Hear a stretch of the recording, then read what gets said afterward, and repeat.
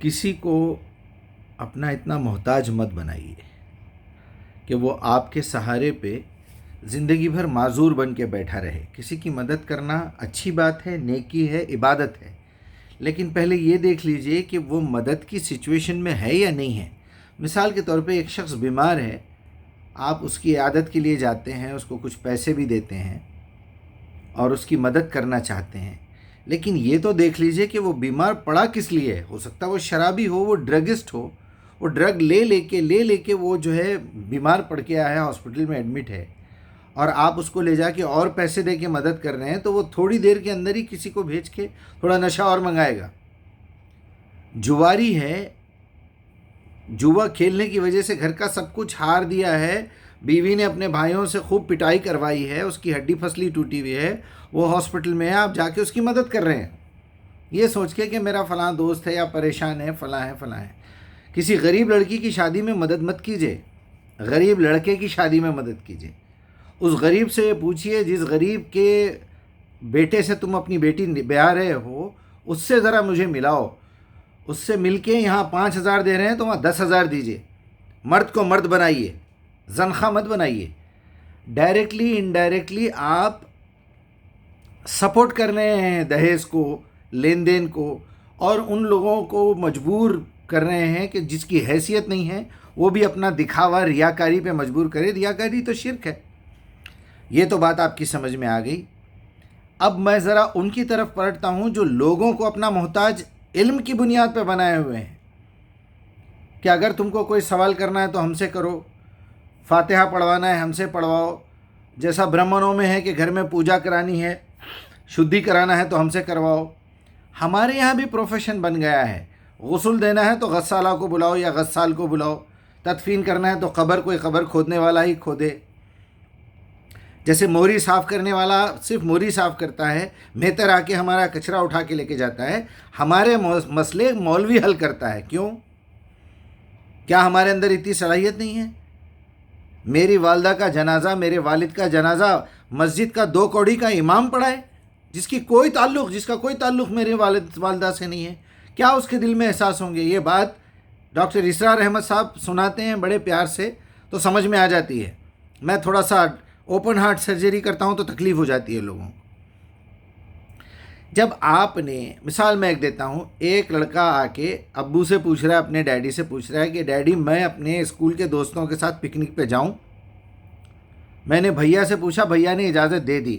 تو باپ یہ نہیں کہے گا کہ جب تو نے بھائی سے پہلے پوچھ لیا تھا اور مطمئن ہو گیا تھا جانے کی، بھائی نے اجازت بھی دے دی جبکہ میں تیرا باپ ہوں، زندہ ہوں، تو پھر مجھ سے پوچھنے کی کیا ضرورت ہے؟ تو نے تو میری عزت کا بھاجی پالا کر دیا، تو نے عزت وہ کر دی، بے عزتی کر دی. اچھا، باپ سے پوچھنے کے بعد پھر بھائی سے پوچھے جا کے کہ ڈیڈی نے تو اجازت دے دی ہے، آپ کا کیا خیال ہے؟ تب بھی باپ یہی کہے گا کہ ارے کمینے، جب تو نے مجھ سے پوچھ لیا تھا تو بھائی کی اجازت کی کیا ضرورت پڑ گئی تیرے کو؟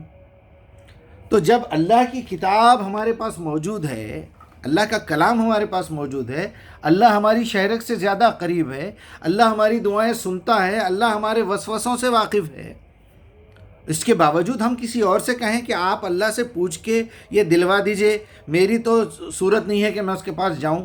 تو شرم ہے، لعنت ہے نا ایسی صورت پہ. ایسے گناہ چھوڑ کیوں نہیں دیتے؟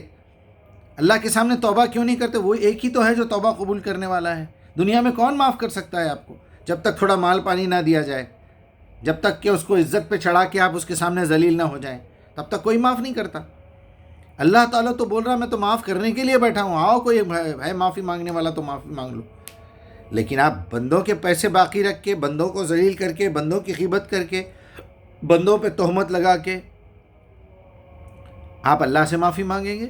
یہ تو وہی بات ہو گئی، بڑے بھائی کے پیسے کھا لیے، چھوٹے بھائی سے معافی مانگ رہے. باپ نے چوری کی جو ہے سزا بیٹے کو مل رہی ہے. تو یہ چھچوری حرکتیں میرے خیال میں چھوڑ دینا چاہیے. اور اگر آپ یہ محسوس کرتے ہیں کہ آپ کی عمر 15-16 سال سے زیادہ ہے اور پھر 50 ہے، 60 ہے، 70 ہے، خبر میں ٹانگیں لٹکی ہوئی ہے، تو اب تو شرم آنا تو بہت ضروری ہے، ورنہ ہم سے بے غیرت انسان کوئی نہیں ہے دنیا میں. جانوروں سے بھی بدتر ہیں ہم لوگ. اگر اتنی سمجھ نہیں آ رہی کہ اللہ جو ہمیشہ زندہ، ہمیشہ قائم رہنے والا، سب کو قائم رکھنے والا، جو حی القیوم ہے، لا تأخذہ سنۃ ولا نوم ہے، اس کو کوئی بات بولنے کے واسطے ہم مردوں کو سنا رہے ہیں، مٹی کے ڈھیر کے سامنے جا کے سنا رہے ہیں کہ آپ ذرا اللہ سے مانگ کے دیجئے، یا اللہ کو مجبور کر رہے ہیں کہ آپ ان کی صورت سے یہ کام کر دیجئے؟ تو کیا اللہ جواب نہیں دے گا قیامت کے دن؟ تم اس جیسے کیوں نہیں بنے؟ تم نے توبہ کیوں نہیں کی؟ تم نے اس کے برابر تو نہیں، اس سے کم 2% کام کر لیا ہوتا، نیکی کر لی ہوتی تو میں تمہیں دے دیتا ڈائریکٹ۔ میں تو دینے کے لیے تیار ہوں، تم صرف معافی مانگو، اپنا پرانا کچرا صاف کرو، میں نیا سامان دینے کے لیے تیار ہوں۔ لیکن ہم لوگوں کو شرم نہیں ہے، ہم لوگوں کو حیا نہیں ہے۔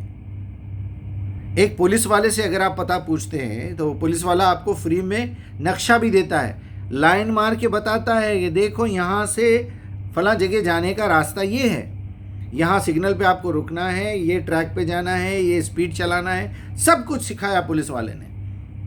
پولیس والے کے سامنے ہی نقشہ ہاتھ میں لے کے ہاں ہاں کر کے ایاک نعبد و ایاک نستعین بول کے لا الہ الا اللہ محمد الرسول اللہ بول کے پھر بخاری مسلم سے پوچھ رہے ہیں، پھر مولوی سے پوچھ رہے ہیں۔ یہ تو آخری درجے کی ذلالت ہے۔ یعنی پولیس والا سامنے کھڑا ہوا ایک اندھے بھکاری سے پوچھ رہے ہیں، بابا مجھے ابھی پولیس والے نے یہ نقشہ دیا ہے اور مجھے بتایا بھی ہے، ذرا آپ بتا دیجئے، آپ بتائیں گے تو سمجھ میں آئے گا، کیونکہ میں آپ سے بھی گیا گزرا بھکاری ہوں۔ یہی وجہ ہوئی نا، تو ہم نے تو پھر بے عزتی کر دی پولیس والے کی، اس قانون کی بے عزتی کر دی جس میں وہ نقشہ چھپا کے فری میں دیا تھا۔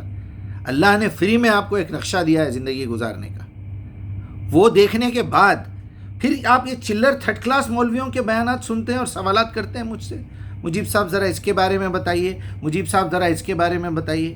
آپ کے پاس وقت کہاں ہے؟ میری سمجھ میں نہیں آ رہا ہے۔ میں تو ہمارے لوگوں کی غلط فہمیاں دور کرنے کے لیے بیٹھا ہوں تاکہ قرآن پہ آ جاؤ، قرآن پہ آ جاؤ، قرآن پہ آ جاؤ۔ وہ اللہ کی کتاب ہے، وہ محمد الرسول اللہ صلی اللہ علیہ وسلم کی مبارک ہستی کی مبارک زبان سے ہم تک ملا ہے۔ اس سے بہترین حدیث کوئی نہیں ہے۔ خیر الحدیث کتاب اللہ، خیر الہدی ہدی محمد۔ راستہ ہدایت کا صرف محمد کا ہے اور کچھ نہیں ہے۔